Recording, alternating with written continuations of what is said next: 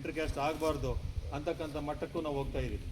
ಅಥವಾ ನಾವೆಲ್ಲ ಒಂದು ಕಡೆ ಬೇಜಾರಾಗುತ್ತೆ. ಹಿಂದೆ ನಾನು ಎಕ್ಸಾಂಪಲ್ ಹೇಳಬೇಕಾದ್ರೆ, ನಾನು ಈ ಕೆಲವೊಂದು ನಮ್ಮ ಏನು ಗ್ರಾಮ ದೇವತೆಗಳಿದ್ರು, ನಿಮಗೆಲ್ಲ ಗೊತ್ತಿದೆ, ಗ್ರಾಮ ದೇವತೆಗಳ ದೇವಸ್ಥಾನಕ್ಕೆ ಎಲ್ಲ ಜಾತಿಗಳು ಹೋಗ್ತಾರೆ, ಎಲ್ಲ ಧರ್ಮಗಳವ್ರು ಹೋಗ್ತಾರೆ. ಇವತ್ತು ಕೂಡ ದರ್ಗಾ ಅಂತಂದರೆ ಎಲ್ಲ ಜಾತಿಯವರು ದರ್ಗಾಗೆ ಹೋಗ್ತಾರೆ. ಬಾಬಯ್ಯನ ಪೂಜೆಯನ್ನು ಎಲ್ಲ ಜಾತಿಯವರು ಸೇರ್ಕೊಂಡು ಮಾಡ್ತಾರೆ. ಗಂಗಮ್ಮನ ಗುಡಿಗೆ, ಗೊಡ್ಡಮ್ಮನ ಗುಡಿಗೆ ಅಥವಾ ಪ್ಲೇಕಮ್ಮನ ಗುಡಿಗೆ ಯಾವುದಾದ್ರೂ ಮೀಸಲ್ಸ್ ಅಥವಾ ಅಮ್ಮ ಹಾಕಿದ್ರೆ ಅಲ್ಲಿ ಹೋಗಿ ಎಲ್ಲ ಧರ್ಮದವರು ಹೋಗಿ ಪೂಜೆ ಮಾಡ್ಕೊಂಬರ್ತಾರೆ.